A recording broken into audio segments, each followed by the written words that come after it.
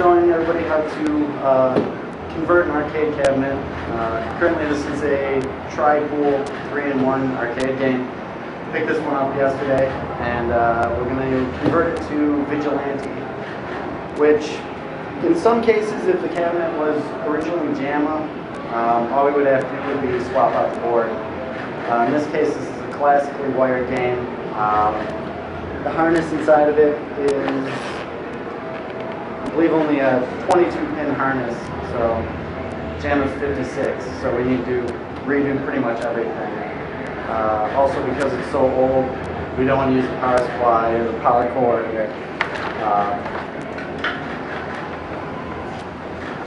Most of the power cords on arcade cabinets, when those the ground is ripped off, it's usually a really easy fix, but again, we're going to swap everything out and go completely clean on it. Tools that you're going to need, and these are pretty much the stable tools of arcade repair. A good pair of wire strippers,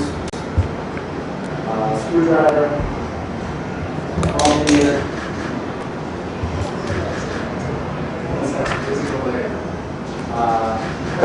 crimpers.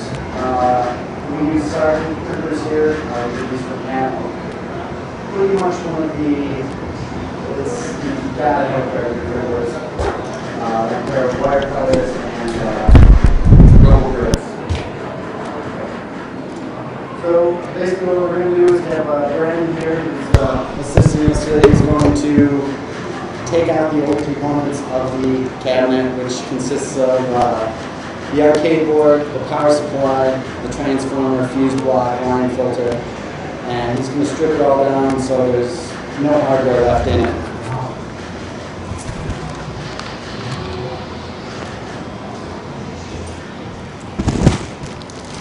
While he's doing that, we can start setting up our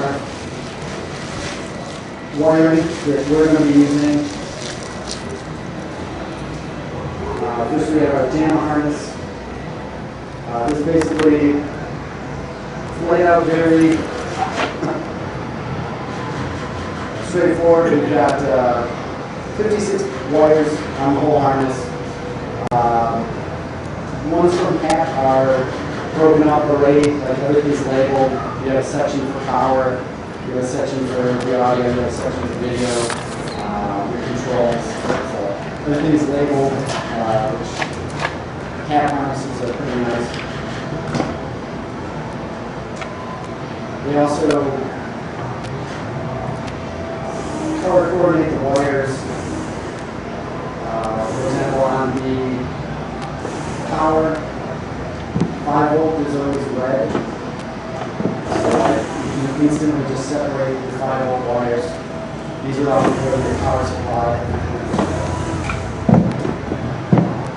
There's 4 of them. And then your grounds are all black. 12 is blue, there's 2 of those. And then -5 is pink, and there's 2 of those. When JAMA harnesses are set up, we can look at our JAMA board. We can see that there's a series of pins, and there's some on the backside as well. Each pin in this harness makes contact with the pin on board. So we have, for JAMA, it's all standardized. So it says JAMA, there's maybe one exception with a second game that actually says it's JAMA and it's still not JAMA. But 99% of the time it says JAMA, it's the standard wire. What that means is if your cabinet is JAMA ready, any JAMA board, you can just plug it in a lot like you do with the console games and stuff. Just slide right in. We set a pin on JAMA is usually 1, and we call that a key. Some harnesses have a key inside the connector harness, and that makes it so that you can't put it on backwards. The 2 sides to the JAMA board are, this is the component side, which has all your chips on it. They also call it the correct side. And then the other side is the solder side. So this is where everything is actually soldered in. There's other alternatives, like sometimes some harnesses have letters, some have numbers. Again, those variations are very minimal, and once you start using JAML a lot, it's so standardized that it's just really easy. Make sure to plug it in the right way. For sure. If you don't have a key, make sure it's on, because otherwise you'll be putting power, what the controls are going to be, and it can, usually you won't do anything major, but you never know. Some games actually, especially later games, once we start using more buttons, the last few rounds were changed to be buttons instead of rounds. So it's been part of the evolution of game boards. So we'll start with wiring up the power supply.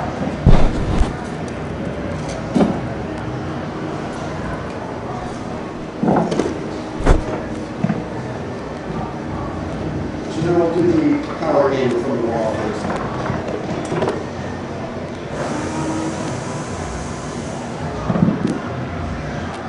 Here we have just a regular ATX power cord from the computer. And most of the stuff we get from the app. You can see just a regular end. We're going to cut that off.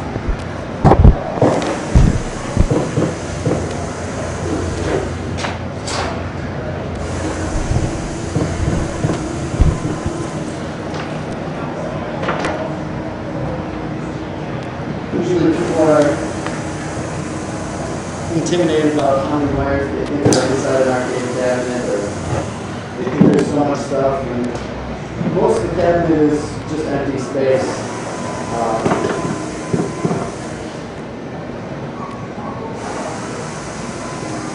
Yeah, once you do a couple of these, there's nothing to it. So you cut open your power cord, you've got your black, your green, and your white wires. Some of the wire strippers. This goes to the actual wire itself.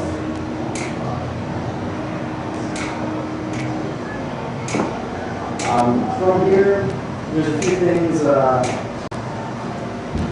We're going to start out by running this black wire to a fuse block.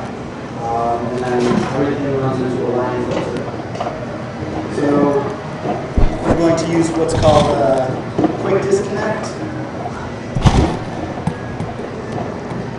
And there's several types. There's the most commonly used, which is the 187 QVC. And they're fairly small. Most joysticks, most US sticks and IL sticks use those. There's the 110, which this is what Sandlot uses, and most like Asian buttons often use these. So 110, and then there's 250, which we use these often for on the line filter. 187 and 250 as well. I haven't seen those. No. I haven't done table first. We use them also for our free play buttons. So there are just more common stuff that uses the 110. That is a 110. 110? Yeah. It's 110, 187, and 250. 187. Yeah, That is the most I was trying to get these because the buttons, those ones are always, The free play buttons? yeah. Yeah. No, Those other ones always keep falling off or I have to crimp them. yeah, no, those are designed to work with 110s. So like, I did Is that what that's in? What's that? Is this? Pat has those, yeah. It says I need your smallest connector. The only ones you can send me was those other. If you Yeah, just tell them they're .110. So. Would you recommend, getting it from any type of hardware store or anything? Assortment packs, it's... The assortment packs, like, usually I find those that they're more expensive, and you end up with a bunch of stuff that you'll never use. Like, they're pretty much better off. Like, Radio Shack sells them, and they're more expensive than app, but then you don't have to pay shipping and stuff, so. All the stuff, like, we always have here, we go through QVC by the thousand, so it's like, you need some, we'll get on it, but, And a big bag of winnings, that was, yeah. that is quality over. For me, that's all. Yeah. We didn't have, yeah, we usually, I think we pick up like 1,000, well, last a while. Fortunately, or unfortunately, we're not building as many cabinets, but real easy to put them on. Again, we're going to go from the power cord, we're going to take the black wire. We're going to use a 187, and we get our printers. Again, everybody has their own technique for printing. I normally use the front tooth on the printers to put a print in the center. And then I use the back tooth to print the very front and the back. And then just get the wax model in there. You always want to test your connections very well. So it's going to pull out and have some people playing on stuff. So we're going to have to be replacing that. So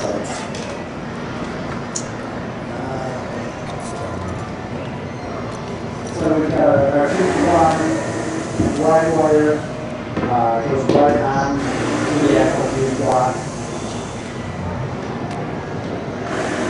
And they have these Radio Shack heads. Everybody has these blocks, Radio Shack, Depot, pack. For the power, you need a fast acting AGC 3 amp fuse. That just puts right in. Fuses, they have fast acting and slow low. For power, you want to make it so that it's fast acting. 3 amp is usually the standard, 250 volt. Next thing we're going to do is go out of the fuse block and go to our on-off switch. And this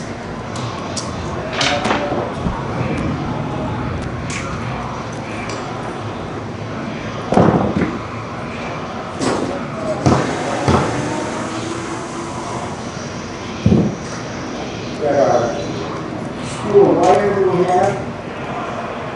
And really the length depends on where you want to switch.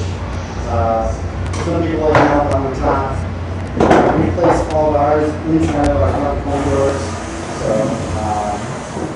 if something's wrong with the machine, we have to actually open it, shut it off. But it keeps it from other people trying to turn it on and off themselves.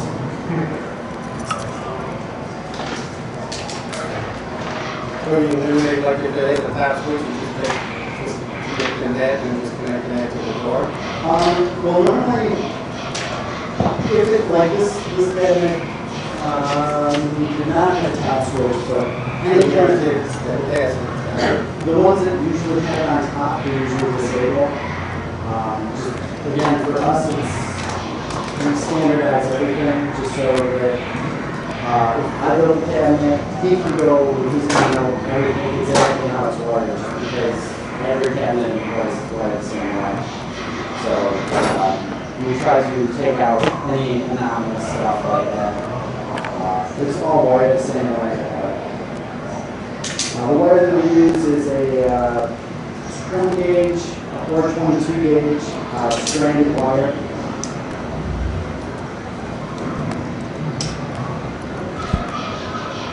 fairly easy to work with.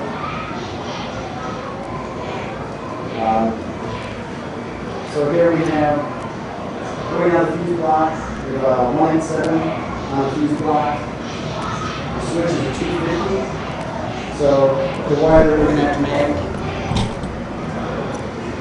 the PVC, 1 and 7 on there. 3 Crimson.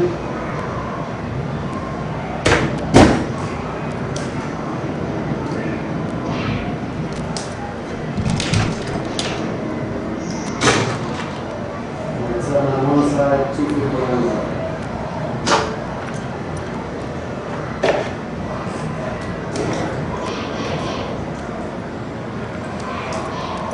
Then check to make sure that it's both are secure and not going to pull off.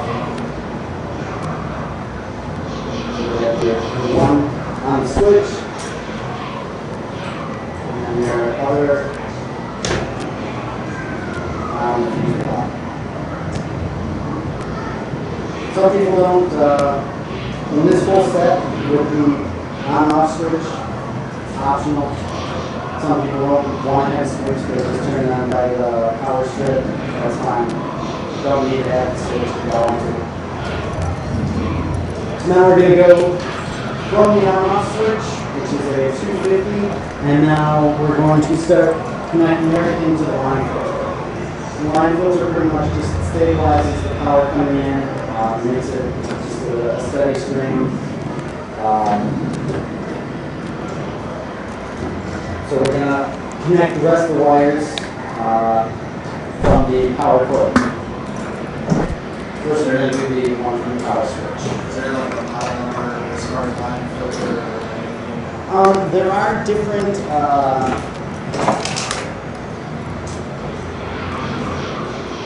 this is the 3 amp. Yeah, this one. Yeah, this is a 3 amp. There are like 6 amp and 9 amp ones. This is pretty standard. Unless it's a really odd game, like this, the 3 amp one will run pretty much everything.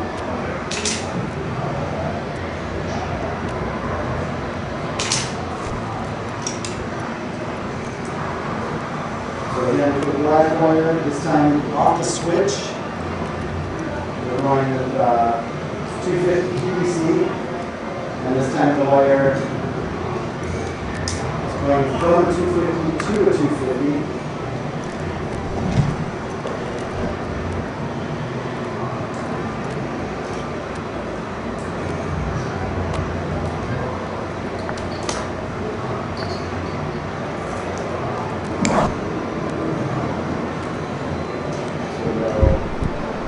Off the switch.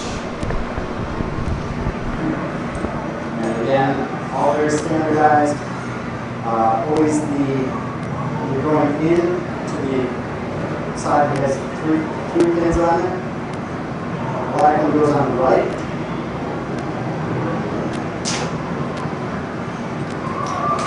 And then we go back to our power cord that has the white and green wires.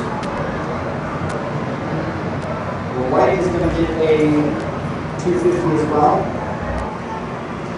Does it say that the ground and power on the filter? It doesn't specifically say what's what. Like the ground is always in the middle, but just So it's running up because, I mean, the power source that you're going to is always on the end?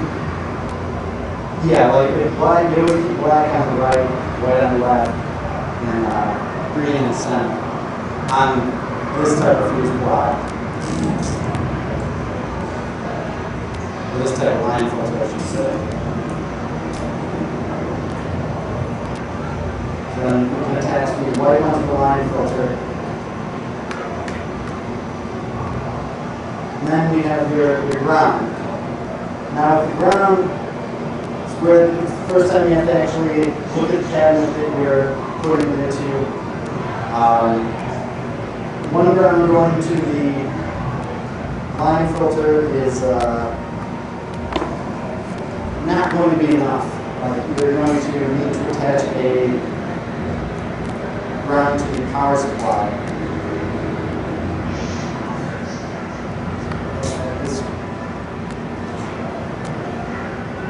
You can see he has a bad leg, so I'm just going to cut that off and just a little bit more wire. Not a different 250.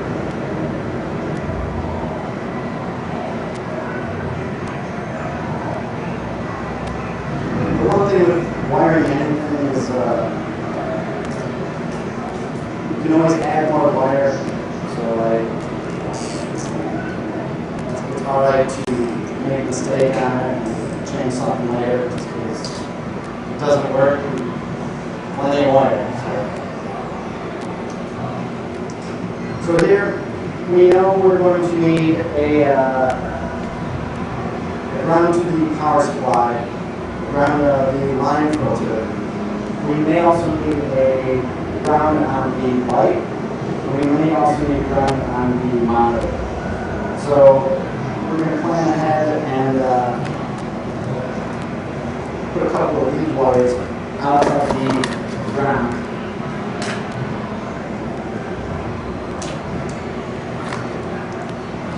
Just cut a couple of lengths of wire.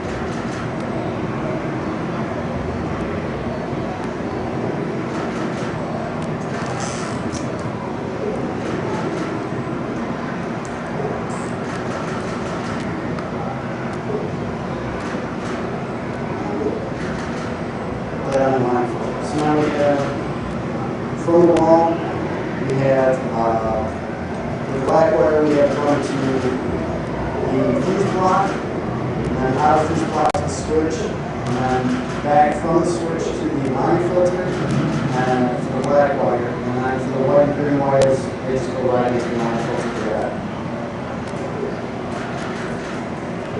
So now we're at the point where we're having power coming out of the line filter. Power coming out, again, black is on the right, white is on the left. We're going to run power to 3 different things. That's the power supply, the transformer, and the marquee light. So again, ends on the line filter are 250s. So since most of the other stuff is going to be relatively close to the bottom,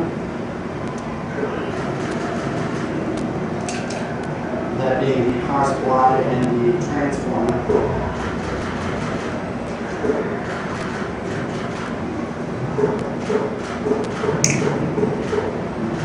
4 wires that are the same height that aren't that long.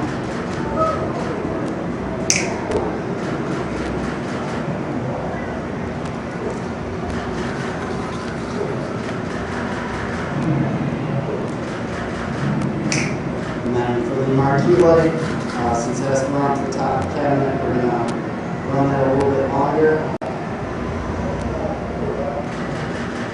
And again, usually it's best to measure it out. I don't like having a ton of wire nuts in my cabinets, but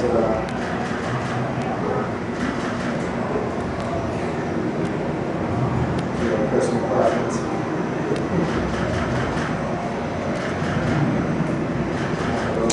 Strip these down. So we have 3 wires going out of the black side and 3 wires coming out of the white side on the line filter.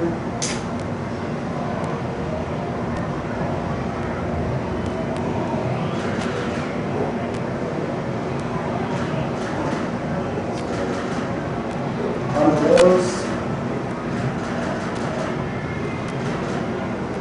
250 on the end.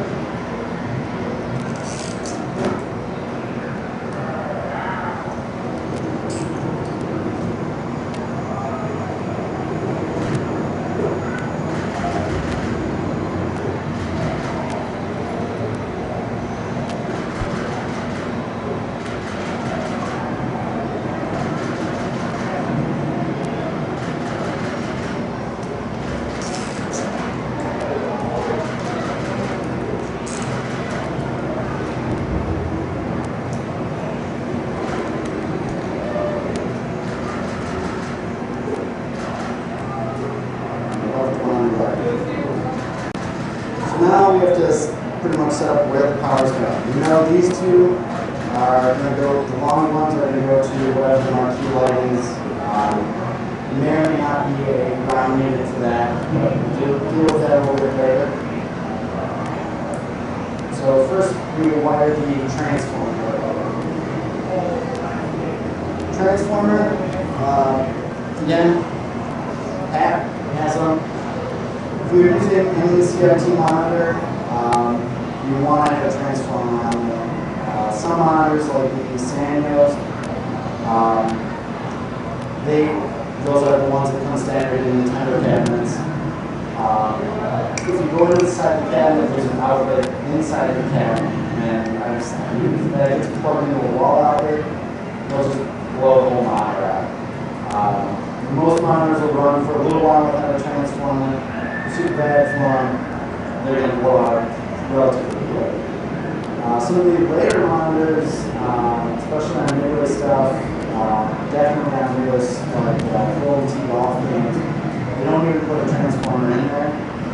Usually best to go back and put one in just for precaution. And the technology they made it so they didn't need them as much, but it'll make it last longer for sure. You know, my monitor, the one I bought, has its own power supply. Okay. It plugs into the wall right behind some. Okay. So two power cords? Yeah. A lot of times they will have like power, especially on this stuff, they'll have just strips inside the cabinets. Yeah. It's been the evolution of how things have gone, but even on ones that don't necessarily need them, I always put one in. There's still one in my cabinet that's just not wired to the monitor. So the rest of everything else works down. It's a nice one. Yeah. So you're saying that the old ones, did you have a chance to change them out? Transformers, the old ones inside the cabinets are usually really good. It takes a lot to blow out a transformer, and if you do, you'll totally know it'll be this horrendous small Traffic, It's pretty hard to miss. Yeah, it usually is a pretty smoky event with the transformer goes. So, Does it leave a mark, like say, like you pick up a game, and does it show it like a burnt mark or a bubble if it's blown out? it could, like, it's possible. It depends. Like, I've seen it where it's glaringly obvious that this thing is bursting flames. There's other times where it's like, there could be something wrong with it. You can always, with your multimeter, you can test to see if there's something wrong with your cabinet. You can test to see where it's failing. Sometimes on a transformer, again, just like the line filter, there's two pins going in, two pins going out. The bottom two are in, the top two are out. Again, black on the right, white on the left. So if out of the line filter, you're going to have 120 volts coming out, same as wall current. So from here, you're going to have 120 volts going to your power supply, and 120 volts going to your transformer, and 120 volts going to your marquee light. If you test the into your transformer, it was 120. You test the top, and it might be 0. You know you got a bad transformer. So you just take this out, put a new one in, and hopefully it should work. Especially if it's, like if your power going in, we'll get to that in a second, like multimeter and other required tools for working on arcade cabinets. It doesn't have to be top line, but you want to be able to test continuity, test low volts and like the AC, and you need to be able to test 5, -5, and 12, and then 120. And we have super nice multimeters here. Most of the stuff on them we don't use. Just those three things that we check, we use it every day. So. We're going to take one wire, one of each of the short wires, so a black one and a white one. It's going to be for the monitor power.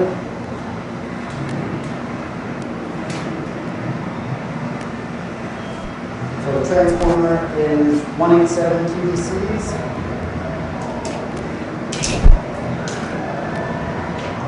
Then twist the wire before we put the PC on.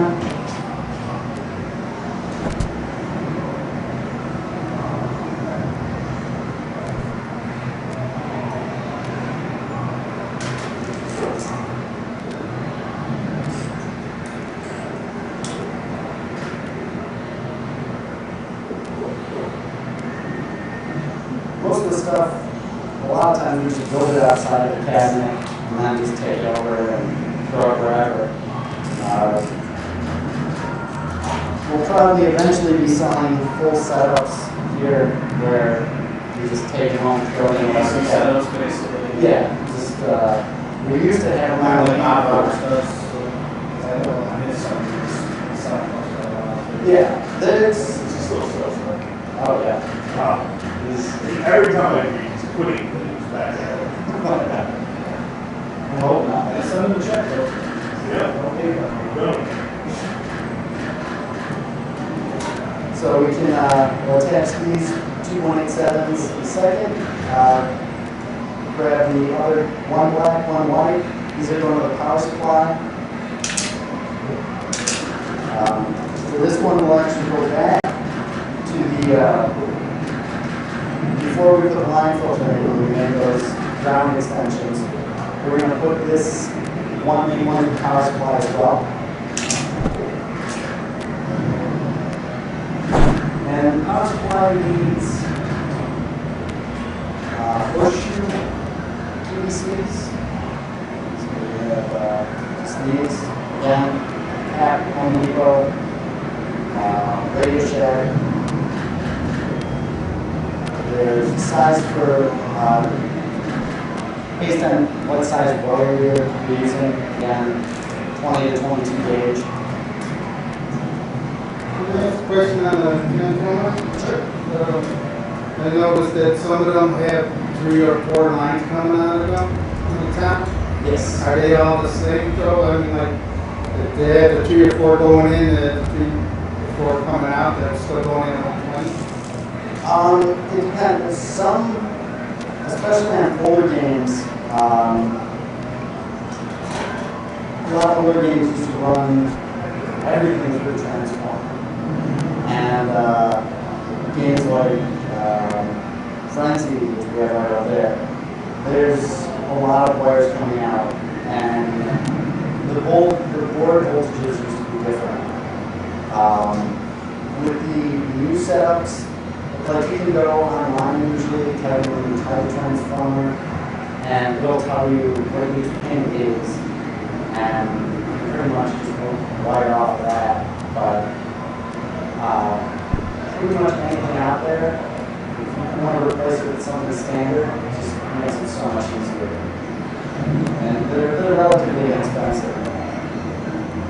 So, well, yeah, if you wanted to go to a newer one, so you just would connect those, say like if there were 4 lines coming off the top, you would just connect those lines together. If you're putting a new transformer on something that has multiple transformer out, you're better off just rewiring the whole thing. Because you never, anywhere, usually like the transformers are solder, and you do what's called cold solder joints where the electricity just isn't flowing anymore. This eliminates all of that. Like honestly, with as much work as we do, 95% of everything in this arcade has no solder in it. And the benefit to that is if something breaks, and most of the stuff's 30 years old, it's inevitable it's going to break. Because the way we have it set up, it's a really quick fix. And we can just put on a new QVC instead of having a very hot soldering iron and take control panels off. So we try to, anything that's soldered, we try to get rid of. Just go with a quick disconnect. Because in the long run, it saves time. And same thing, you get a cabinet, you don't know where it's been, you don't know how old it is. You want to make sure that it's going to be safe to run for, especially if somebody owns an arcade, you're going to be running for hours and hours and hours. You want to make sure that it's electrically sound. So here we have our 3 horseshoes on the end of the, coming out of the line filter.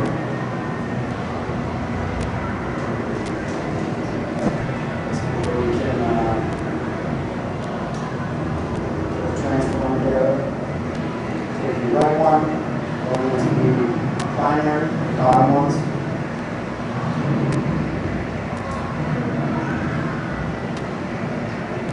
So that's set up.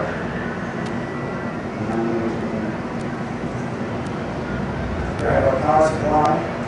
Then there's a bunch of different types of power supplies. These are in most of our cabinets. Sometimes there's bigger silver ones. There are more like computer power supplies. ATX There's ATX ones. There's smaller silver ones. What's that? Peter John ones. Well,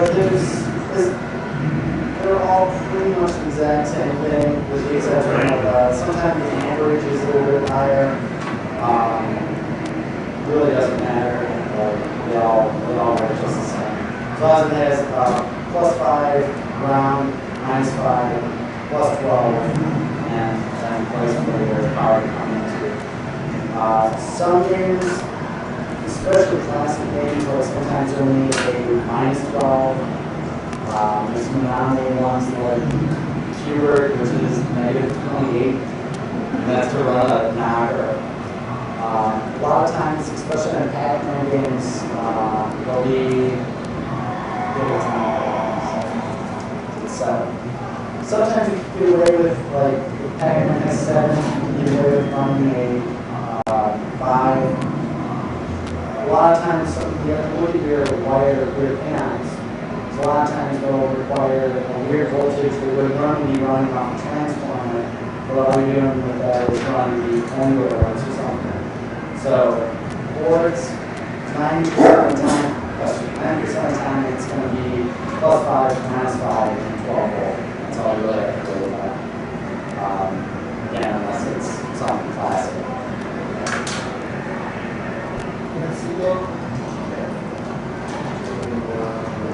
Yeah.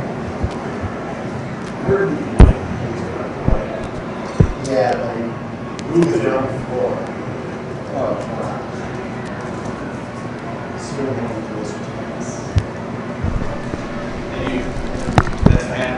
this is a pseudo hat one. I've tried other ones, so I've tested ones and stuff. They're really good. Like, same thing with JAMA harnesses. Like, you can get them cheaper. Usually they don't come separated. It ends up being a mess. So it's like you're spending an extra $1 for the convenience of it. It's like I wouldn't buy mine anywhere else anymore.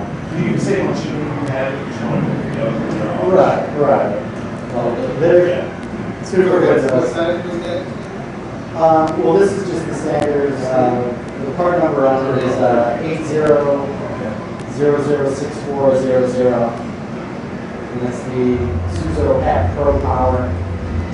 So, yeah. So they're standard, if I just say order one like that, it's standard size. Yeah, just tell me what like the standard black power supply. They'll send it there. Again, there are ones that they have bigger ones. Like a lot of the, especially in the late '90s, they all have the silver rectangular power supplies. And those have on-off switches on the actual power supply, which is some cabinets are set up for it, some aren't. But usually, most of the games that we put up, they run at these. They can always switch out to either one, because they obviously Yeah, everything, again, very standardized, so it's like, you can put anything in there, so. Usually we attach each week, but we will not do that right this second.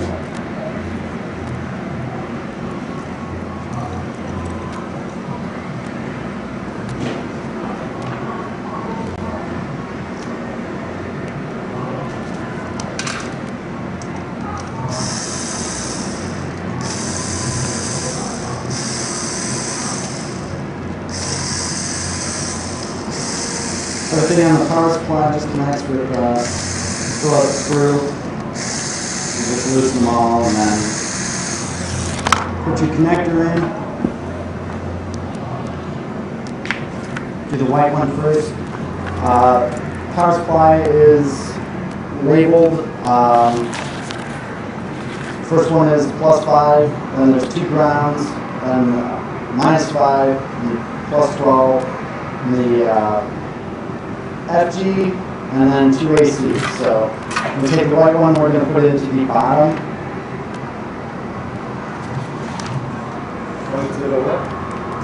This is in the lowest AC plug. This is the white wire coming out, or the continuation of the white wire from the wall out of the line filter goes into the power supply. And then we take the black wire that we do the same thing to, and that one goes into the one above it.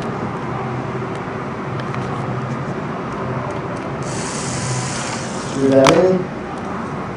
We grab the ground that we made, and that goes into FG.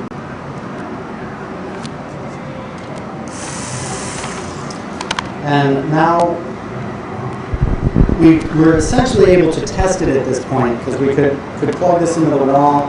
The power light on the power supply would light up, and the transformer would be getting power as well. But we have nothing to send it out to yet.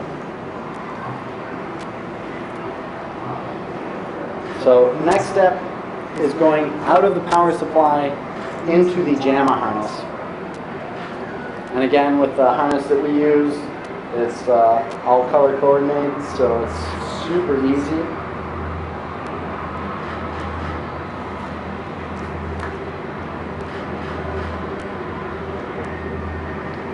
Take all the red wires. All the red wires are going to the +5. So we strip it. And again, grab some horseshoe connectors. And you can bundle them all together. Like, you don't need to do a separate horseshoe for each one. You just put them all together into one. It's funny you said that because I see that a lot actually. Where they're separate? Yeah. Yeah, it Doesn't matter. doesn't matter. Actually, it's easy to separate out like your class. Yeah, I've seen that. Connector. Yeah, I've seen it a lot. Sometimes it depends on the power supply. Like this power supply only has one +5, so it's Time together. yeah. Everything on it is there's continuity, so like really doesn't matter too much. It's all going to the same place. It's going to be the same voltage. Next we'll do. What QVC did you use that again? That one is actually the horseshoe QDCs. Here, now there's, in the bundle, on the half harnesses, there's actually 6 grounds. And normally what we do here is we divide them into, since we have 2 grounds on the power supply, just so we're not bundling 6 wires together, we'll do 2 separate grounds, each with 3 wires in it.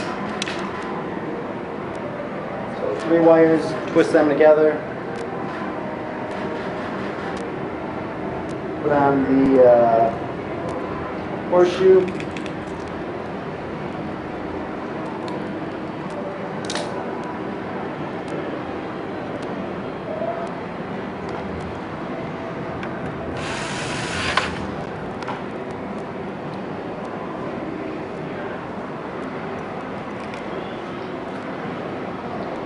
Again, there's a lot of wires, so it's always a good practice to make sure everything is not tangled up. Just try to keep it all neat. It becomes really imperative when you go back, if something should go wrong with it, or you want to check something on the power. Like, it's just do yourself the favor of making yourself have a nice work environment and keeping everything bundled together, and you don't have to be sorting wires out once it's inside of the cabinet. Yes. second ground. We'll grab the 2 pink wires, and these are both going to be -5. Screw these in for me. You want to screw these in for me? So a little faster.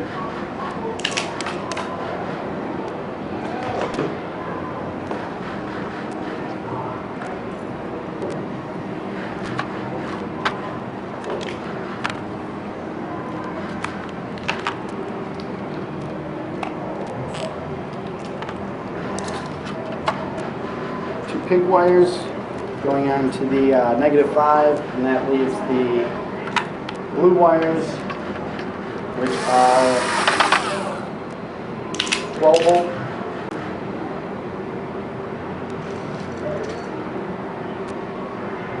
Again, this is the JAMA standard on some harnesses.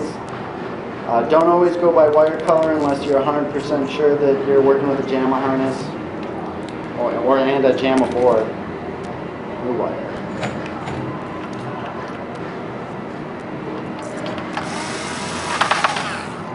So now we have all of our power set up.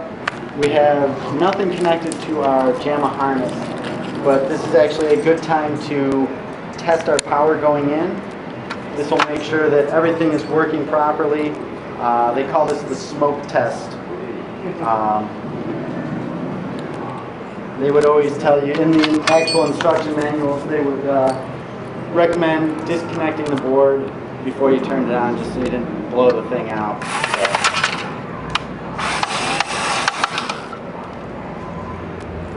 Got a good place to plug this in. Reaches over there.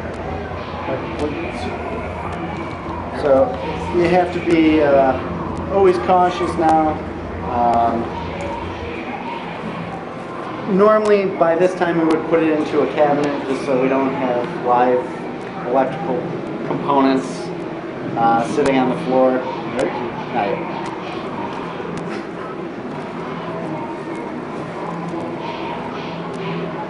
So we're going to grab our multimeter. Again, this one I picked up at Home Depot. Runs on a 9-volt battery. It lasts a super long time.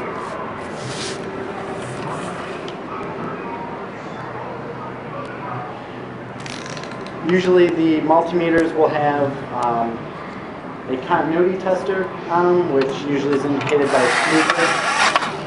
You can test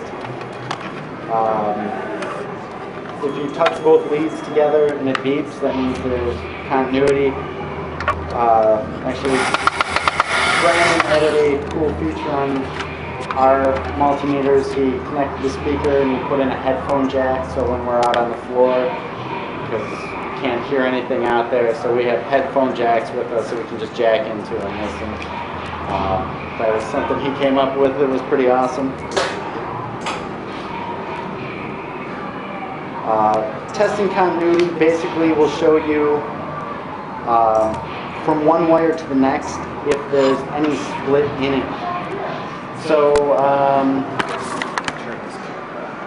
we can look at the ground from the line filter and also touch the ground on the power supply, and because the wires connecting them, it's one continuous signal. Even though it's going like through a bunch of different points, we can always find out where the same wire leads to, and that's with the continuity tester. So now we can plug this in, and as long as it doesn't burst into flames, everything should be working properly.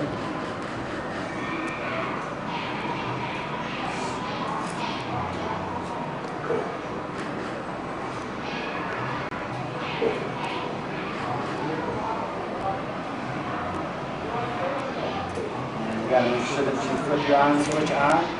You can see the power supply actually lit up, so red light's going. We can switch our multimeter. We can start with testing the 120.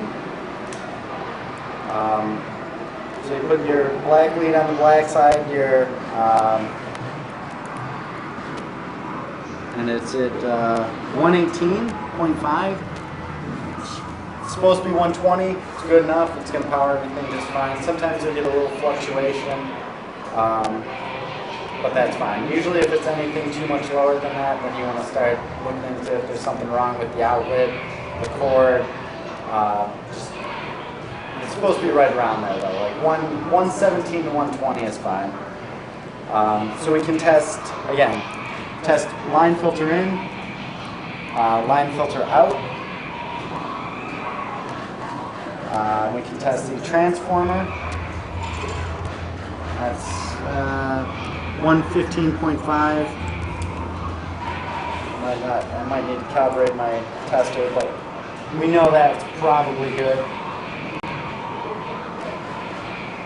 And then we can also test the power out that will be going to the monitor. And that's good as well. What's that? What's coming out of it? It's actually at 125 right now, Okay. so that's all good. And then we can actually test the power supply, which you should check by, again, you check the two bottom AC points. It's at 115. Again, my meter might need a little recalibration, but that's good. So power moving around throughout the setup so far is excellent. Now we want to test the power going out that'll actually be hitting the board. So we switch our multimeter to check, we set it to 20, so it's low enough that it'll detect 5 volt and 12 volt. So for this, you put your black on one of the grounds on the power supply, and then you can check the top one, which is 5 volt, and that's at 5.0. So that's absolutely perfect. We can check our -5, and this will be low. It's at 4.11, -4.11, which is totally fine. Check the 12 volt, which is at 12.07. It's a little bit over, but good enough. Usually, as long as you keep it within 1, like you want to have your 5 volt is the most important. You can go up a little bit, like 5.08, 5.09, that's fine. Don't want to go too much higher than that.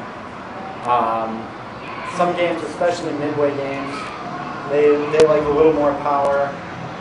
Some games are very specific. If you have 4.99, it's not going to start up. Some games it will, some games it won't. Some want to be right at 5.02. So, well, if it's at 4.9 and the game don't start, how would you turn that up? On these power supplies, there's a little dial that has the arrow showing you which way to increase power. So it's very important not to just like crank these things.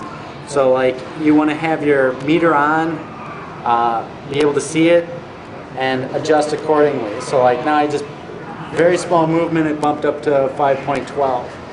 Not terrible for a board, but you probably wouldn't want to run it, unless it's a midway board, you wouldn't want to run it that high. So we'll back it off, put it at 5.02, so that's all good. You would also look for -5. For sure.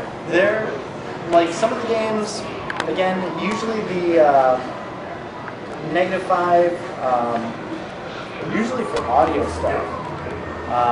So if you're not getting sound, check your negative, and that might be what your issue is. Again, It'll run without it, but you won't get any sound.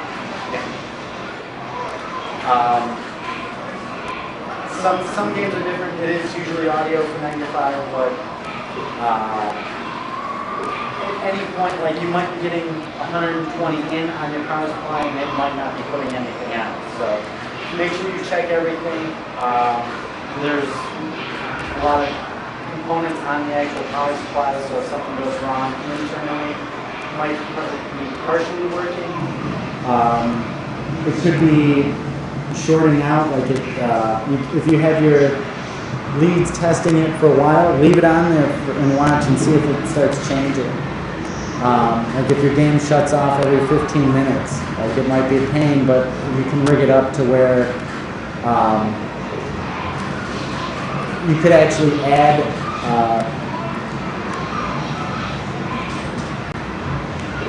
grab a horseshoe, and if you don't want to sit there and hold the thing for the entire time, you can just create a new lead going out. You can just alligator clip to the lead. Just like make something that'll hold the thing in place and just watch it and see if it fluctuates in power. And at that point, if you know it's a power machine, not something on the board, all you have to do is replace 2 or 3 components and it should be working. It should be a fairly easy fix. So now that we know all this is working, this is ready to go in the cabinet. The next thing we have to do is go for making power from the transformer to the monitor. Which It's a single monitor. is it? Yeah.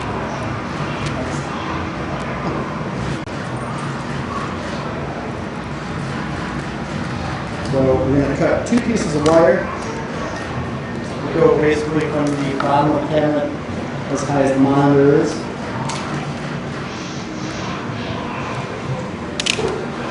You're going to let the pins out on it.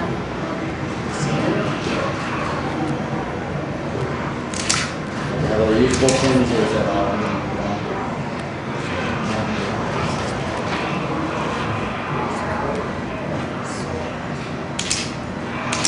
Okay, so going off the transformer again, using 187 PVCs.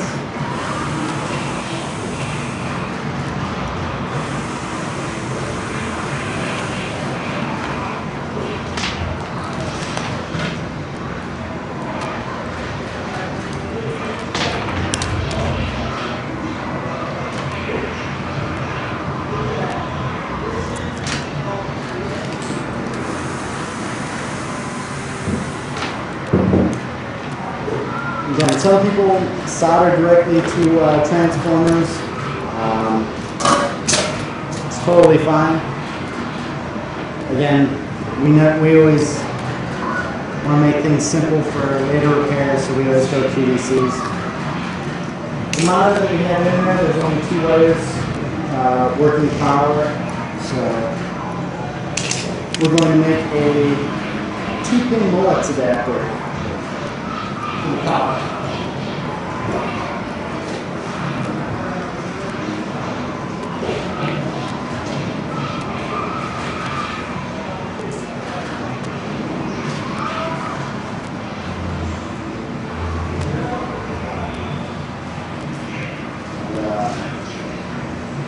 Molex adapters, there's a male and a female onto it. There's a little clip so they'll just attach together. Then you can get these from PAC. So 0.93 Molex pin for these. Part numbers on are 43054300 and 43053600.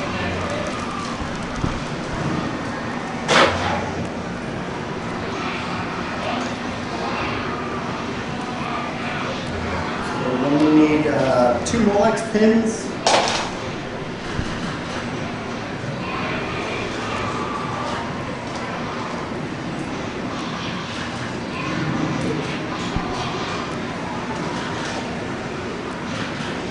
Two male and 2 female. You can see how they pin together.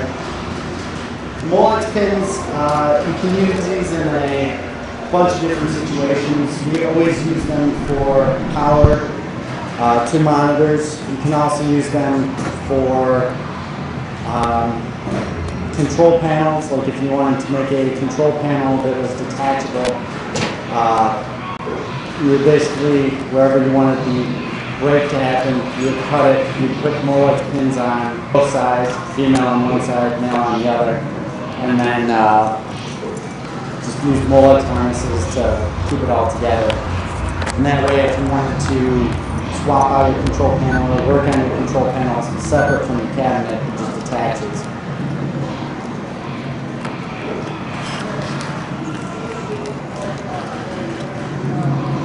So So we're going to take the wires coming off of the transformer, and right now it doesn't matter which one you work with. We're going to put a male pin coming off the transformer, and basically how you do this, there's two pins on the Molex pin. I always use the front tooth to put a light print so that the wire is in there. There's a channel that these go into, so it just kind of slides in. And then use the second to last tooth to print around the front and then the back. And then you, again, check, make sure it's not going to pull off. And this is usually one of the things that people have the most difficulty doing, is that not? Is when they're pinning something, like you have to hold it, and you have to keep the wire in place and make sure it doesn't fall out of the channel. Again, like you do it a bunch of times, it's not hard. Is that on? Okay. So you can basically just take the pins, you crimp them in the center, and that keeps it all level. Just keep it slightly pinched between your fingertips. Then use the second to last tooth. Crimp the front one, crimp the back. And you're good to go.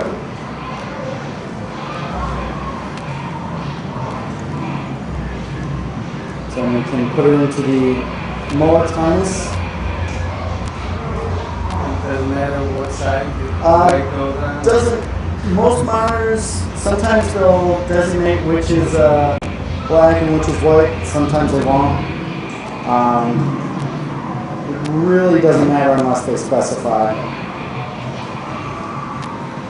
But again, this is where the, once you do it, if the monitor turns on, you'll always know because black is always on the right, white is always on the left. So.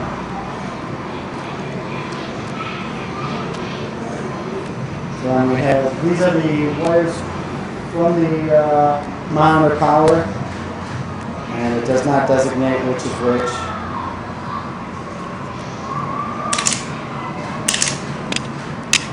I've actually not tested this monitor, so I hope it works.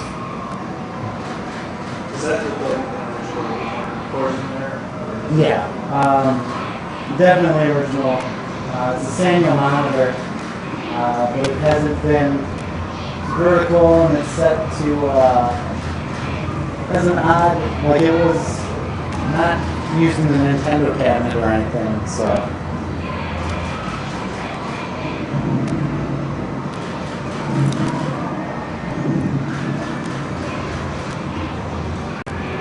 Same thing, this is the female pin.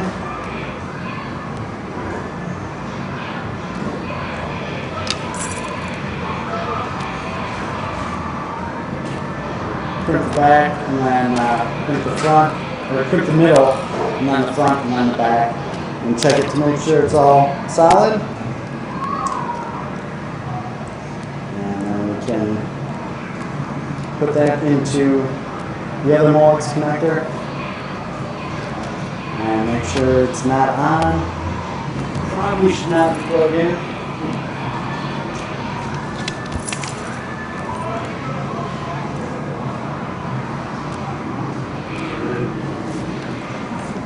Right here in front of the road, is that what you're looking at? Oh, no, I'm just moving this wire out. Yeah.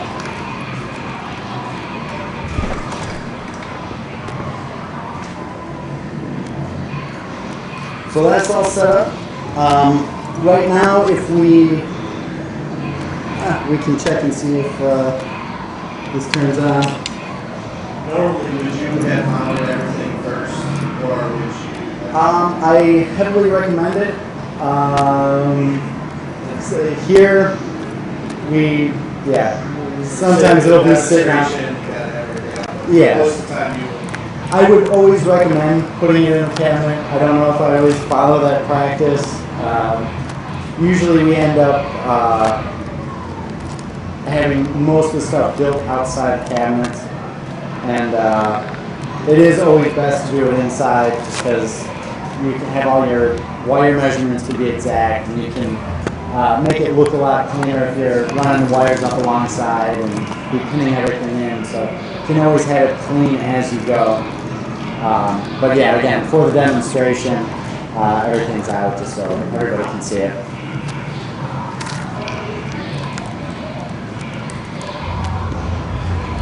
Let's see here.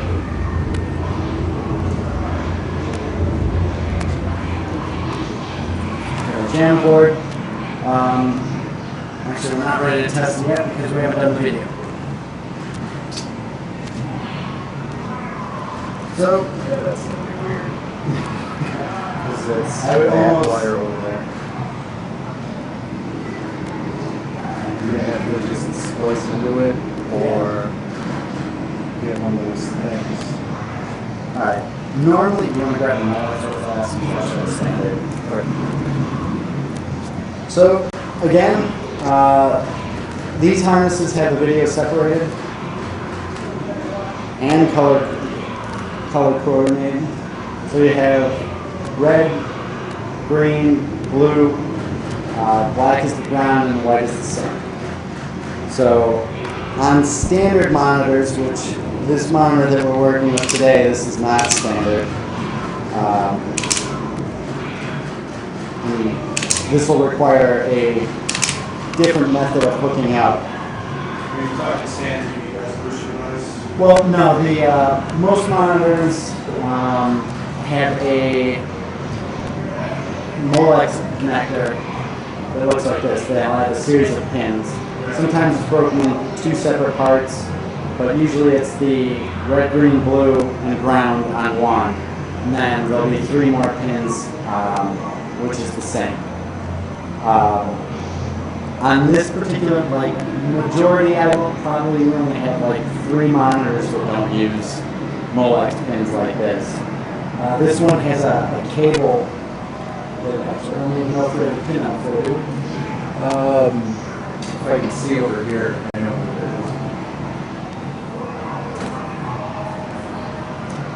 is. So normally what we would use with this Molex is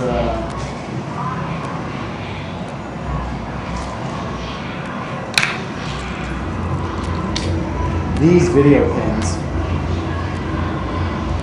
and they would connect pretty much the same way as the other Molex pins. There's a channel that the wire actually lays inside of. You do a soft crimp to keep it in, and then using the back tooth, you get the front and then the back.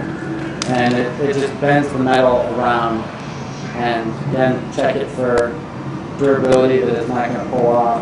You can see how it actually just folds the 2 pieces of metal into each other, and that's how it holds the wire. Unfortunately, because of this monitor, has this type of, a different type of adapter. We're going to standardize it though. So we'll use a 5-pin. Cut this one off, and again, monitors are a huge point of failure with arcade games. So the quick way to do this would be to cut this off and then just use wire nuts, crimping wire nuts to connect the red, green, blue, ground, and sync. But we don't even know if this monitor is going to work, so what we're going to do is we're going to cut this off and we're going to make a Molex connector for it. And that way, if there's an issue with the monitor later, we can just disconnect the monitor, pull it out of the cabinet, and not have to worry about cutting wires and stuff. So.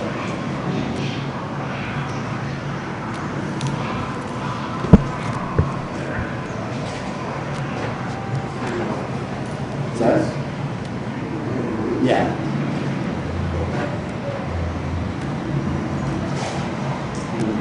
female side.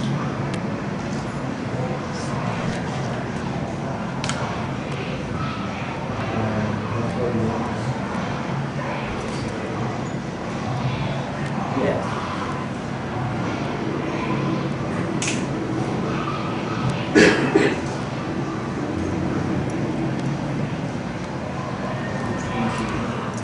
Here's one there.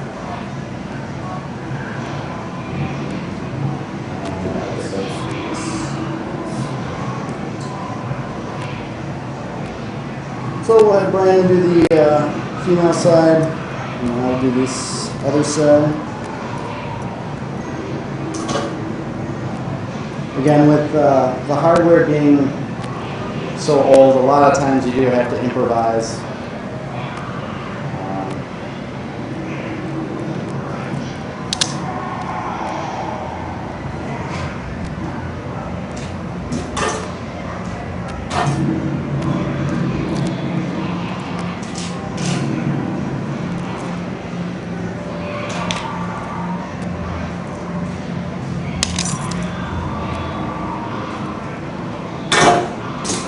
When you're stripping the wire, you want to make sure that it's not too terribly long. You want to, it just takes practice with working on with pins to find out exactly the right length.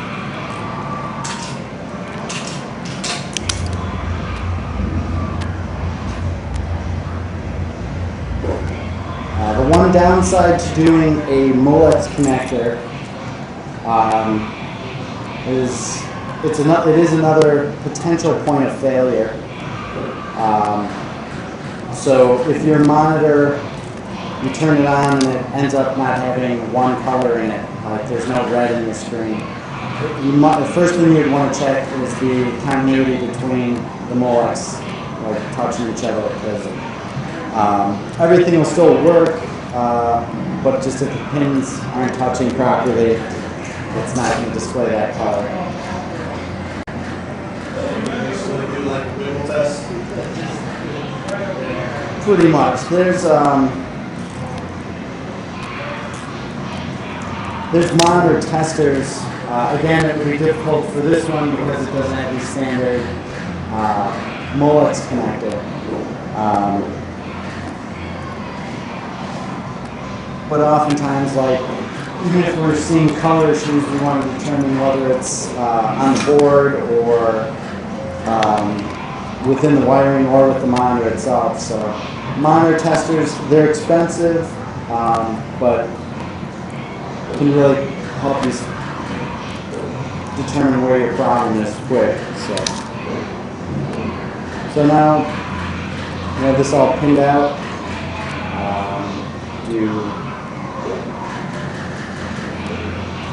Red one. So again, we standardize everything. It's always RGB, and then put the ground on the sync on the left. And we're looking at it. I'm pretty sure this is right.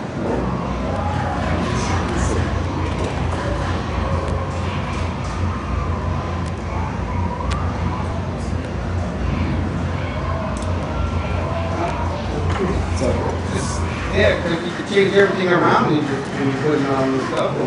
Yeah, You it's, just it makes cut it out the rest of the stuff and just. Just re-estimate which pin was which. No. I did it before. I had to change Sanyo monitor to like a regular. So you knew which pin was which. Yeah. But is it coded or something? the wire actually has a labeling system to it, and there's a pinout online, Oh, but put it online? his memory's pretty good. So I would probably go online for it, but I trust his memory. So now if we turn it on, we can see if the monitor will fire up or not. But since we've done all of our cursory smoke test stuff, we'll just plug the board in and hope that the monitor works. So what's left to do right now, video should display unless there's an issue with the monitor, which again we haven't tested it, so there's potential for that. What's that? Uses GRB. Actually, let's show, you don't take that part yet. So,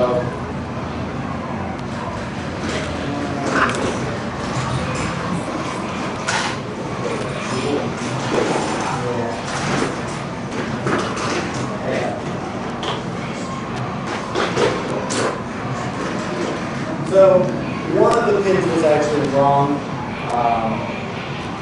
It's still not bad. One only.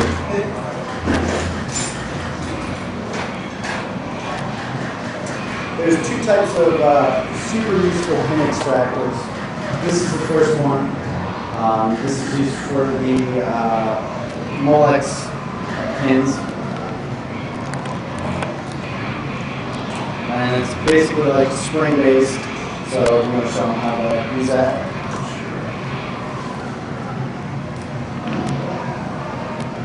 Basically, just put this through here. I need to change the red and the green. We're in the wrong place.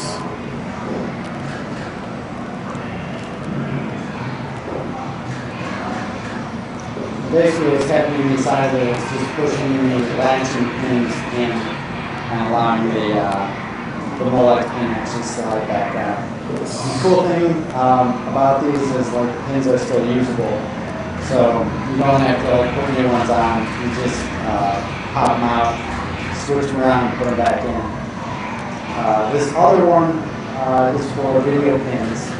So had the monitor been done with the normal Molex connector, this is what you'd use to basically just like push down on the pin and it'll just slide right out. The can thing? Yes, yes. That's like this. Push it down on this? Yeah, let me, That does jam harnesses. yeah, it does. This is a pretty versatile tool. Like it's just a small piece of steel. You can do it with a knife or whatever. Anything will work, but. I just want, I grabbed it off. Oh, did you?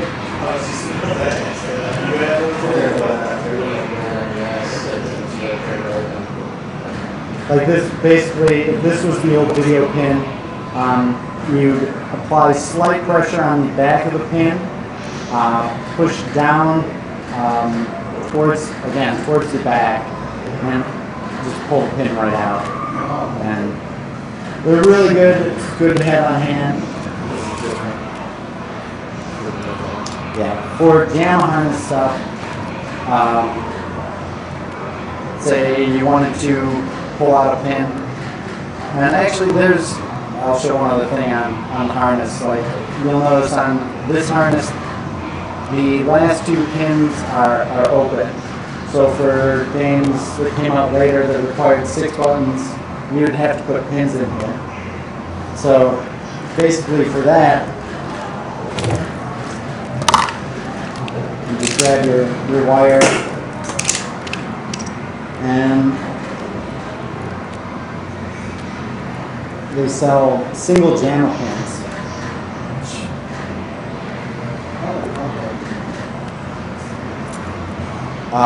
When we opened, they actually didn't have these at Pat for a long time. So I resorted to actually cracking open old JAMA harnesses and harvesting out pins and wires and stuff, which was not what we should have been doing. It was pretty terrible. So they attach the same way. It's you crimp the center of it lightly just to keep the wire in place. Then use the back tooth on the Sargent crimpers to crimp it in, and then it'll just actually slide into the harness like that. And now you'll have a new tooth here. And again, you can make sure that it's working properly and getting continuity. Take your multimeter.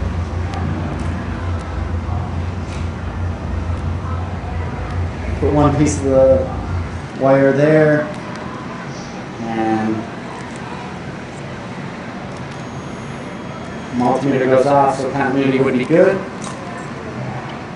Now to remove it, you need this. There's a little slot on the bottom of the harness, so you just push that in there. Push and pull at the same time,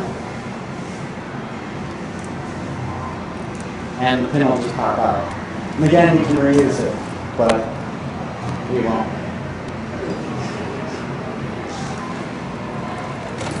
So now we should be all set. You can put the harness on and plug it in.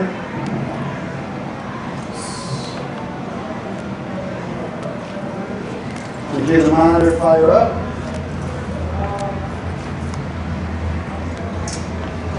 And you can see on the screen that it's actually, game's working. So it's actually a horizontal game. We have the monitor currently set to be vertical. So we're going to have to take the monitor out, rotate it, and with that we're going to probably have to make some sort of new way to stabilize it in there. Again, we take cabinets and change it from vertical, horizontal, vertical. It's just really whatever we need and whatever cabinet we have on hand. So, looking good so far. We can see already that the color on the monitor is pretty good. Might need a little adjustment for this one.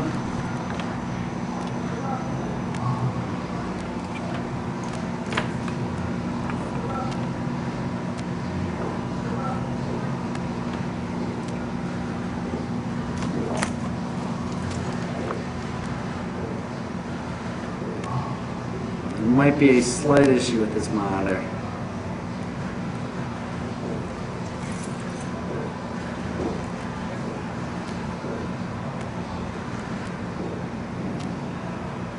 You can see how the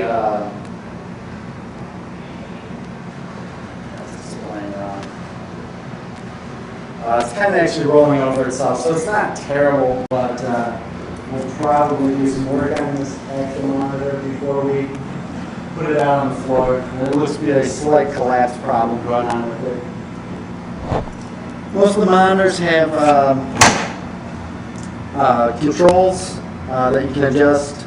Also over here you have on your flyback, we've got the screen and the brightness. Is that one focus? Screen is brightness and then the other one's This is focus. So if your screen is blurry, you just adjust this. If you want your picture to be brighter, just turn that up a little bit.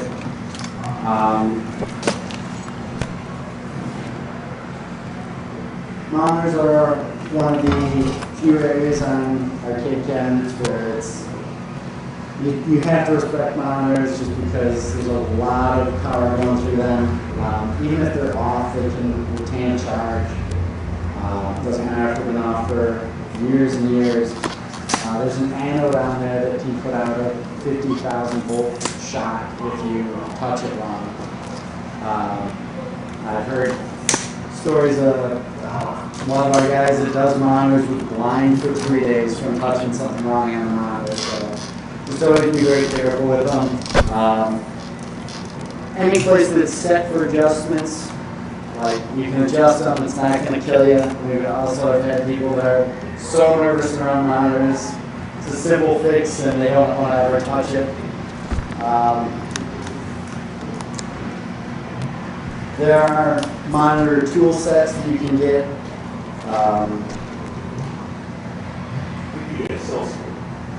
We do. There's two different sets. I think we have the red ones. Yeah, the red ones. We have the red ones. The cool thing about the red ones.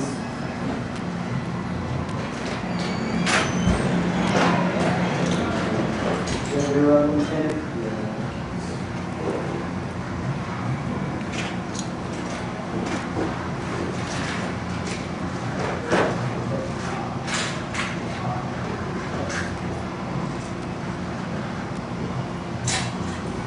cool thing about the Burnmores is they come with this extender tube, so like you can keep your hand farther away. They're all plastic, so some of them are slotted and they're good to have. They're not necessary, but there are definitely some monitors that, you know, like we work with monitors all day long, and the working space is so small. I would rather not be electrocuted. Well, there's some monitors that don't have the buttons, they have that round with the hole in your desk. Sometimes there's like these. You can use just this. This will go right on top. Yeah. This right here is the width coil, and a lot of times, like our monitor that we have, this monitor, it needs some adjustments because it's rolling over onto itself. So this width coil, we'd probably use this tool, and again, it would just go in through the top, and then you just twist it until it was adjusted properly. Newer monitors, they have pots that come off on them, and usually that has like the brightness and monitor width and vertical height and vertical scroll on it. Those are really nice, really simple to work with, but... Remote boards too. What's that? A lot of them have remote boards. Yeah, like remote boards and pots, like they definitely make things a lot easier. They do. A lot of times the little potentiometers that are on them, you just have to put new, so you just have to solder new ones on. But next step for this would actually be, and I don't know if we'll actually,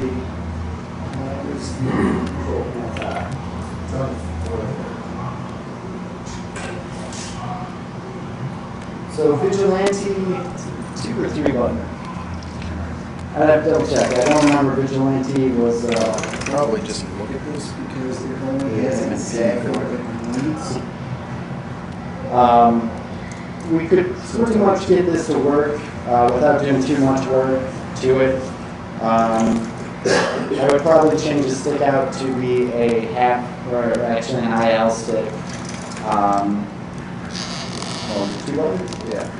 So I'd have to make sure, but I'm pretty sure it's just 2. Well, it only has 2 pins for 2. It's got teeth for 2. Oh, So. the T? Okay. That board doesn't even have teeth for -5. Yeah, they made a very cost-effective board. Apparently. But yeah, so it's a 2-button game. So with not too much modification, we can paint this control panel top. We'll probably do a left and right set of buttons, which is always classic.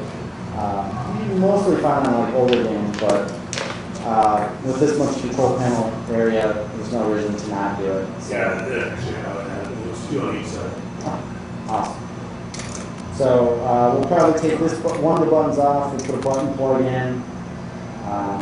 There's a bunch of different options. We could put plexiglass. We could cover it with vinyl. Depends on how much time we're going to put on this one. But basically, wiring off the unplug that, please. We can go back to finishing up the JAMA harness. So we'll do sound real quick. You know what sound wires are? Probably those 2 wires. There's 2 I see dropping out there. Is that a marquee wire? Yeah, that's the gray wires. So, JAMA harness, again, audio is separate. There's a black and white wire. What we're going to do with these is just tie right in to the existing speaker wire. And for that, we're just going to use these wire nuts. There's 2 types of wire nuts that we often use. There's the screw-on ones. We stopped using those quite a while ago, though, and now we always just use the crimping ones.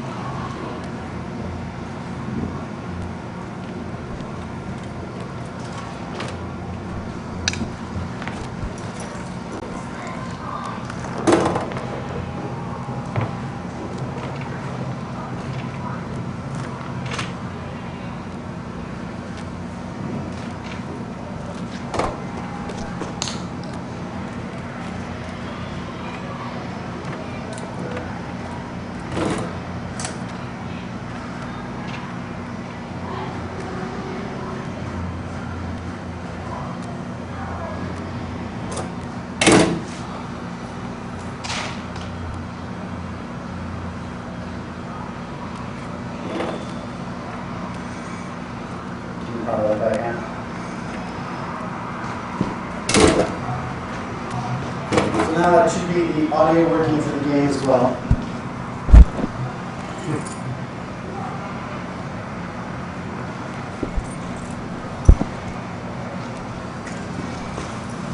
Sometimes in the actual board there'll be a volume control.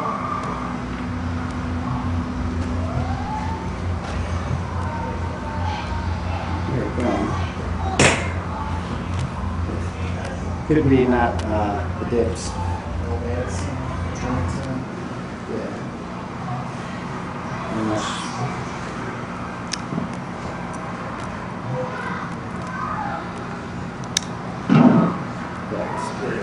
So that actually leads to the next thing.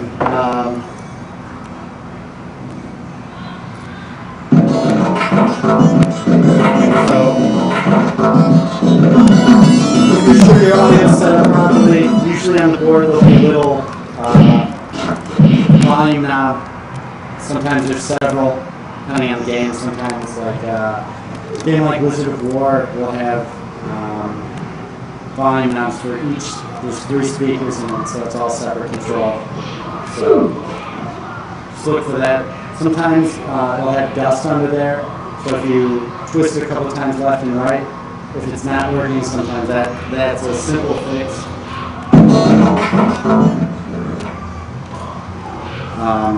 Next thing with the board, like that one, the sound wasn't working when we first plugged it in because of the dip switch settings. And dip switches, usually there's 1 or 2 banks of little switches, and these control everything from the pricing. You can set whether the game's a quarter, 50 cents, 75 cents. You'll set the difficulty, the number of lives, amount of time that you have to play the game. So all that's handled on these little dip switches, and the settings for them are usually in the instruction manual. A lot of times you can go on websites like Orcade or KLOV. Always if you put the game name and then put arcade dips, it'll take you to somewhere where you'll see the dip switch settings. And, you can either set them to default or whatever settings you want that make sense for what you're doing. So. But definitely if you're tracking high scores, that's an important thing to check. Sometimes there'll be even a test mode games. We had a house call that we did where someone's Pac-Man wasn't working. He said been sitting in the basement for 6 years, brand new looking Ms. Pac-Man machine. It was just set on test mode, and just took it off test mode, set it right up. And it's a little thing that can keep a game not working for 6 years. So always check the switches. Another common thing on machines not starting up is there's often kill switches on cabinets. This cabinet does not, it did have one. You'll see a switch like this that is only pressed in when the door is closed. So sometimes you'll have games that work for a little bit and then they just cut out. A lot of times look to see if there's one of these in there. And they can be, sometimes they're in the coin door, sometimes they're, again, by the back door. If you see one of these and your machine's not turning on, usually the way it works is you put the back door on and it'll hold it closed. So if somebody were to go in, it automatically shuts it off. But you can also, and this is what a lot of people don't know, is you can pull the switch out and that'll leave it in the on position. And you'll see if it turns on then you know you might want to, your door might be slightly warped. And fixing that a bunch of different ways. Normally you could either screw the door in, you could put a piece of tape on the back to make sure that there's contact. Again, we don't ever use these, we take them out if we see them. So it's really personal preference though. This game has different video settings too, so you can flip the screen. That's actually another one. And television cabinet, you're gonna sit down or up. Cocktail tables, that's a very good one, because when you're playing on a cocktail table, the screen needs to shift over. So sometimes, like if you're playing a 2-player game, and all of a sudden the screen will turn upside down. And if it's in an upright cabinet, you'll be wondering why is this happening, and it's all on the dip switches.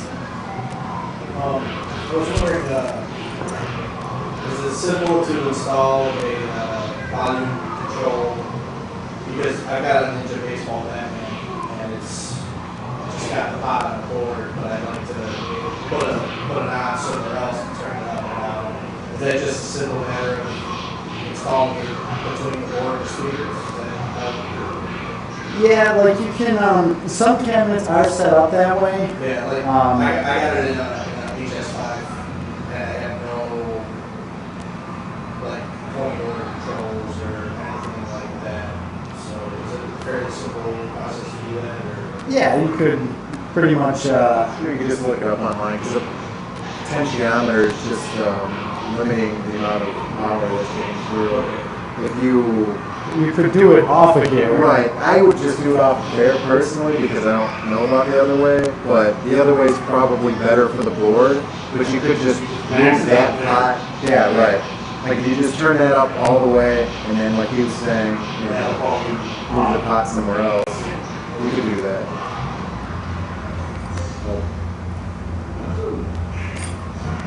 I've seen people that do that. Because you have to solder on the board on the other side. Right. You can do it, but It's one of those. Some people don't like touching their boards. Usually, and a lot of times, it depends on what they're giving you to work with. Like sometimes it's a nice open area. Sometimes it's you're doing micro soldering there.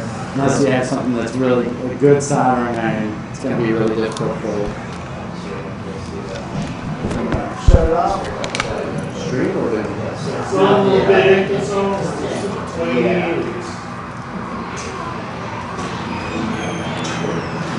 Show another very common issue. Actually, we'll show how to wire the control panel first.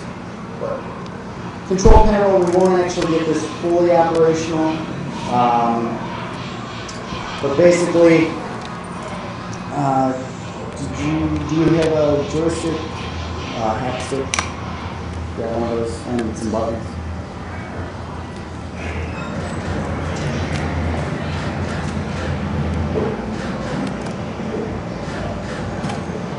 So again, they have everything all labeled up. This is the player 1 wires.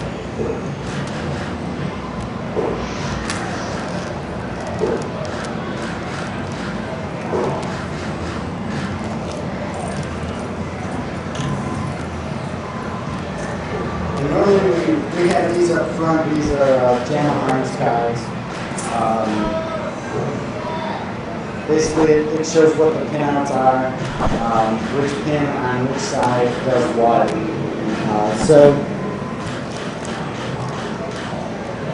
My verse actually has a Yeah, they used to have like nice paper things that would be on there. And those one side fell off, but it's 20 years old now. Sure. So like, looking on this harness, this pink and black pin is the player 1 start button on the parts side. So basically we would take the wire, strip it. We're going to be using micro switches for the buttons. The alternative would be leaf switches. Most newer stuff, leaf switches are hard to maintain, hard to come by. So even in classic games like this, probably ran off of leaf switch back in the day. We're gonna change it out to work with micro switches. The way the micro switch works is you take your action wire, in this case the player 1 start button, and we're going to put a 187 QDC on it.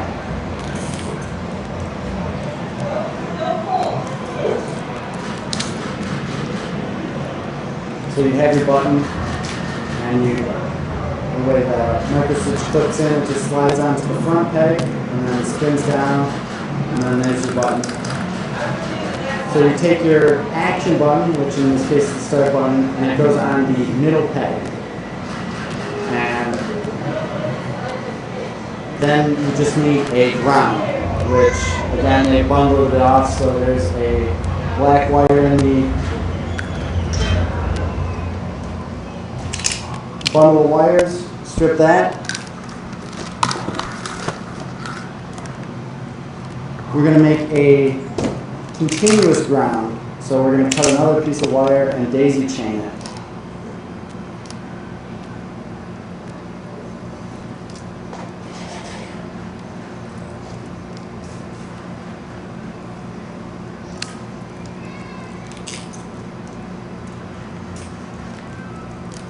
So every button on the control panel needs a ground running to it.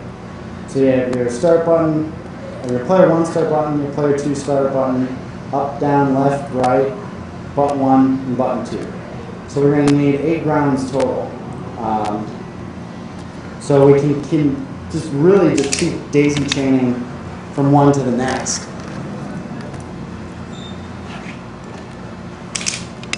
Even like games with 2-player that have 6 button, it doesn't matter how many, it's all going to be continuous, so you only need the one ground running out.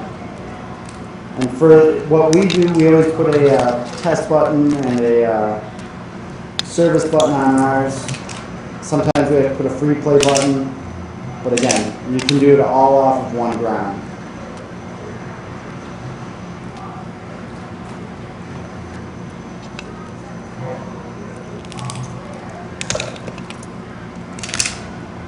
I'll just show a few just so I'm not sitting here crimping all day. But again, you can also test continuity.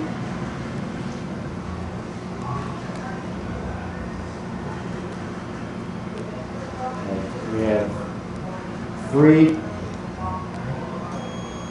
works from 1 all the way through. So then the ground would go on the top pin, which is the short pin. And this basically works like now when you press this, it comes down and presses the little micro switch.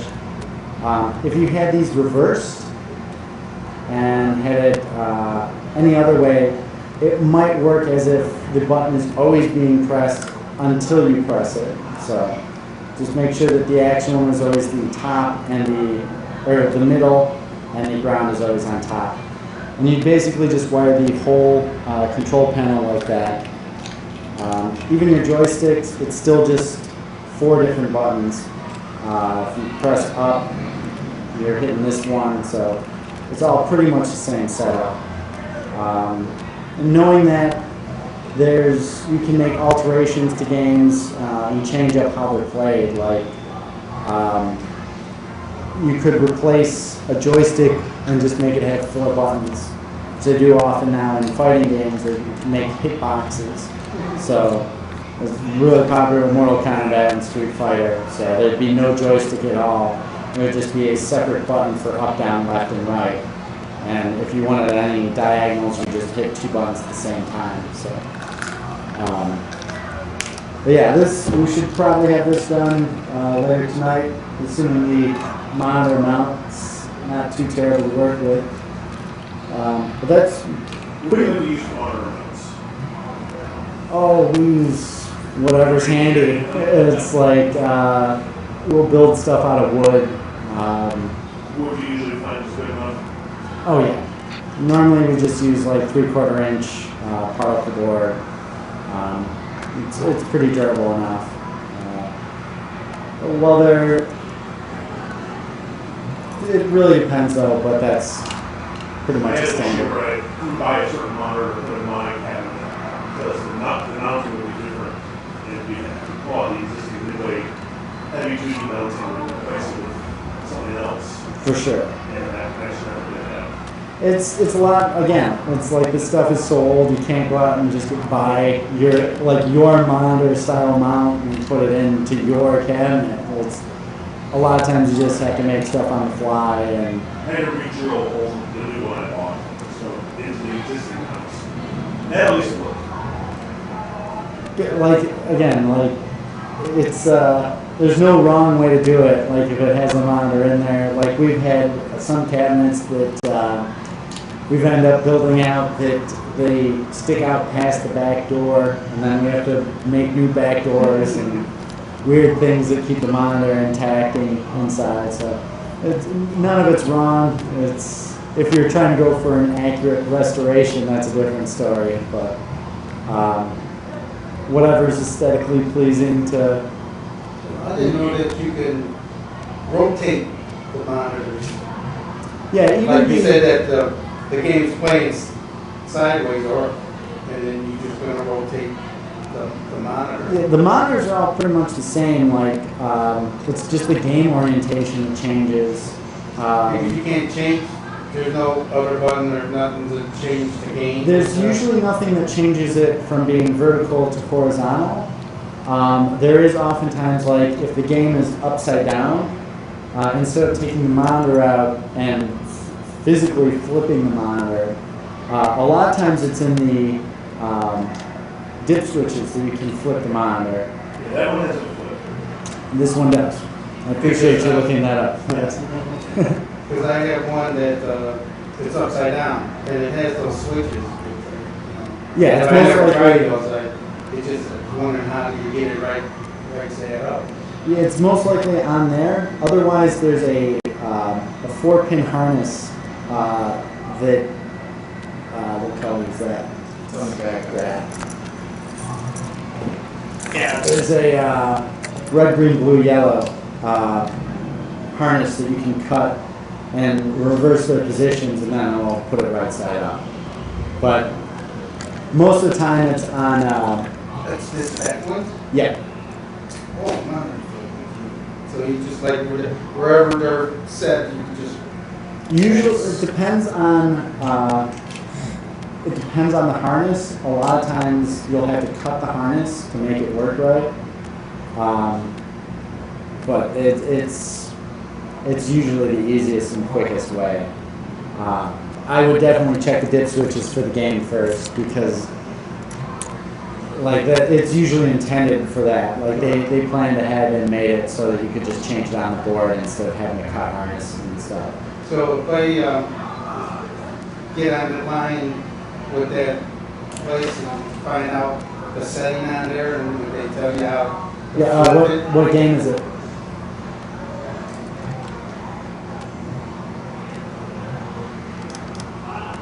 Like if it was Almost like Crisis Zone, like Zone Crisis, or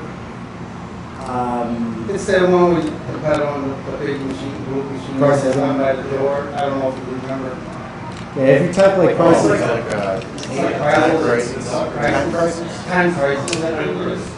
Yeah. if you typed in Time Crisis arcade dip settings, it'll pull it up instantly. Like it'll give you a bunch of different places. It's not both the arcade manual. Right. The arcade manual will. That game would probably have a mirror flip because it's a It's shooting a like game. that game. Like games, and actually that one actually might not have dip switches because it's newer. That might actually have a test button that you have to hit, and you can go through the options, and yeah, the test menu might have it. So that one, I would be really surprised if you had to do it on the actual monitor. Like you should be able to do it either through dip switch settings or through the options. Crisis Zone, this is Yeah. Crisis Zone. I would almost, it's Namco, I would almost guarantee that they have a test menu. So just go through the front, there'll be a series of buttons, one will say test, and just hit that, and it'll bring up a big list of options, and one of them will most likely be screen flip. One of the other main problems with light gun games, a lot of times is like if your gun is hitting some spots but not hitting other parts of the screen, it can be the brightness of the actual screen itself. And if you turn the brightness up or down, that can really help fix a lot of things. Another thing you have to take into account is the lights around the game. Because like on our Time Crisis, we have a light right by it, and if you're shooting from a lower angle, it won't hit the upper left-hand corner. But if you just raise the gun up a little bit, it works fine. And it's the other thing that we often do is we'll just twist that light out, and it works perfect. So the surrounding light, especially with Lycan games, can affect the gun performance. Another thing is also dust on the screen. And even with as many games as we had, it's difficult to clean. Or 30 watts. Yeah. As much as we try to, the mirror, if there's dust on that, it'll. And I cleaned all that, but there's one game that I can't get the gun stuff.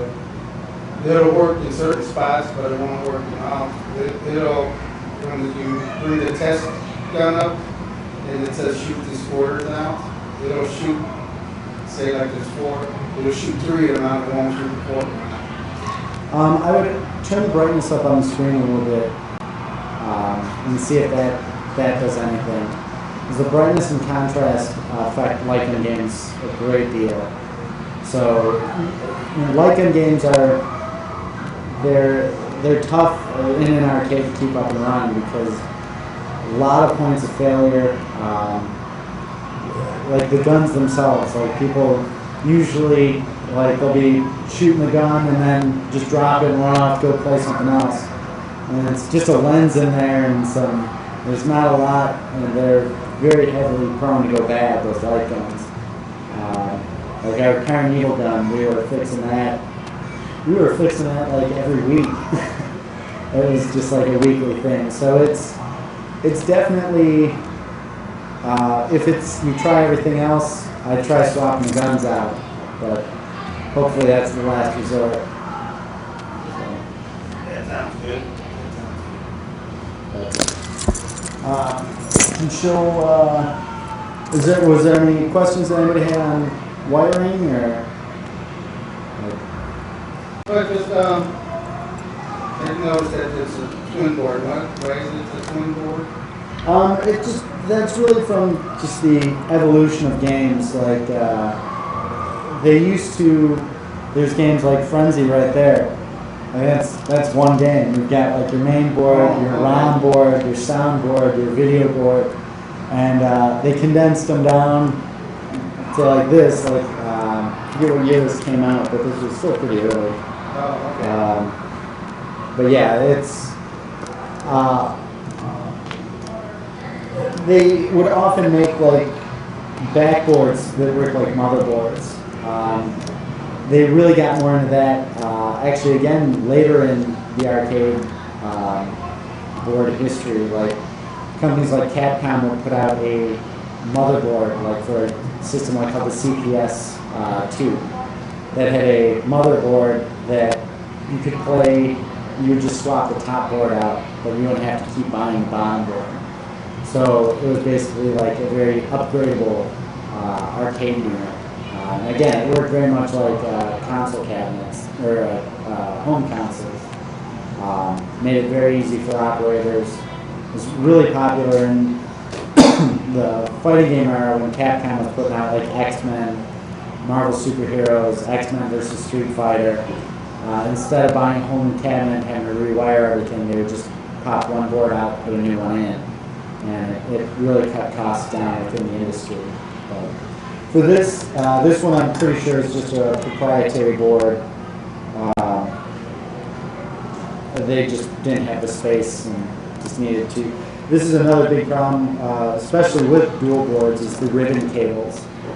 This is actually a fairly substantial ribbon cable. Sometimes the problem can be in there.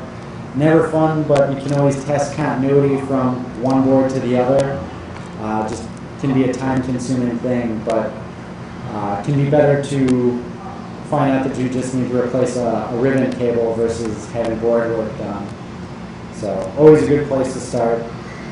A lot of times the second board table play when the developer working on the game needs more memory for the game. So they like, well, you can add a dollar board, we have a ribbon system, and then they can add more memory into the game, so they can add more memory. That was their way basically to expand the games without like the programmer like any more room. Yeah. That's how they expand it out. And stuff like Mortal Kombat, like they would always have the audio board, just because it would be a whole separate thing. You you could probably do a whole class on midway stuff. Yeah. Sure. Revisions of outlet boards and stuff like that. For sure, for sure. You can see the evolution of everything from next to each other too. Yeah, like everything down to the cabinets, like the MK2 cabinet. That's such a popular cabinet style. My main cabinet, you ever. Yeah, like everything. One of my favorite cabinet designs of all times. Well wired, well built. For sure, for sure. It was. I think that's when they first started doing the buttons inside the coin doors. Yeah. They did on K1, that cabinet design, or like all that cabinet. No, that was just the dips on that one. They had a volume adjustment knob, but that's about it. Yeah, and that's actually a whole other thing. Like the midway games in there, some that you can only adjust on with the volume knob, and then they later added that as a menu-driven thing where you could adjust it. But That's what the coin door wants adjusted the menu volume. yeah. I have a question as far as troubleshooting goes for board. For the socket chips, what do you recommend for cleaning them off? I use a fiberglass pen for the legs. Is that okay, or I see people with erasers? Yeah, we use either wire brush. We use So you use a wire brush, okay. yeah, eraser. Really depends on how bad the chip is. Sometimes I have to go with really fine sandpaper, and a couple of passes just to get metal exposed again. Yeah. It oxidizes as much as you got right through. Yeah. It's that, and actually grab a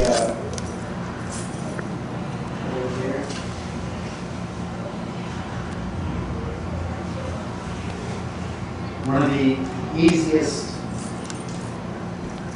It fixes so many problems, and it's always mentioned everywhere, is reseating chips. You get a staple remover. Again, Hap sells these as chip removers. So, but all you do is on these socketed chips, you will never try this on anything that's soldered to the board, obviously. But you can, if you're having any sort of graphic issue or your game's not working, reseating the chips is one of the first things that you should really try before you either attempt doing some sort of board repair or send it in for board repair. Because literally out of the... So simple, and it fixes so many problems. We had so many games that initially didn't work, and it was like, we would just reseat the chips and then they turn on. It's like, it's nice when it works like that. Not always the case, but definitely worth trying. So basically what you do is you just slide your chip puller or staple remover underneath the chip, and you kind of pull up, and it'll pull the chip out of the socket. And then you can just push it back down. And then you can do the other side. So something simple as adding a DC would make it work again? For sure, for sure. Sometimes, again, like if there's any corrosion on the chip, just that little adjustment, it breaking free and then going back into the socket, it'll just work. And like you can, the one thing you want to make sure is that your pins are going back in smoothly, and all the pins are there and nothing's getting bent. So like chips are pretty fragile, so you want to make sure that you're doing it, be focused on it, don't be rushing through it. Always just make sure that the chips are going back in straight. You can do the other side as well. Pop it up and then push it back down. Again, you can do it for all socketed chips, smaller chips, bigger, like processor chips. Really is first thing of board repair that I would always recommend trying first.